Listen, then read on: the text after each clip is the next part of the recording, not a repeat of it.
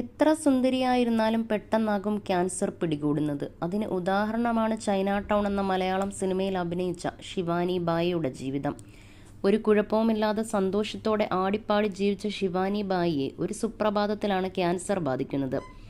2022 അത്. ഇപ്പോൾ ക്യാൻസറിനെ നേരിട്ടതിനെക്കുറിച്ച് പ്രതികരിച്ചിരിക്കുകയാണ് നടി. ക്യാൻസർ അതിൻ്റെ 3ാം ഘട്ടത്തിലായിരുന്നുവെന്ന് ടെസ്റ്റിൽ അറിഞ്ഞുവെന്നാണ് ശിവാനി പറയുന്നത്. ശിവാനി കൂടി പങ്കാളിയായ വർക്ക് ഫ്രം ഹോം എന്ന സിനിമയുടെ എഡിറ്റിംഗ് നടക്കുന്ന സമയത്താണ് ചില അസ്വസ്ഥതകൾ തോന്നിയത് കൊണ്ട് ആശുപത്രിയിൽ പരിശോധന നടത്തിയപ്പോൾ ബയോപ്സി എടുക്കാൻ ഡോക്ടർ നിർദ്ദേശിച്ചു. ഞാൻ തകർന്നുപോയി. ടെസ്റ്റ് റിപ്പോർട്ട് വന്നു. ക്യാൻസർ 3ാം ഘട്ടത്തിലായിരുന്നു അപ്പോൾ.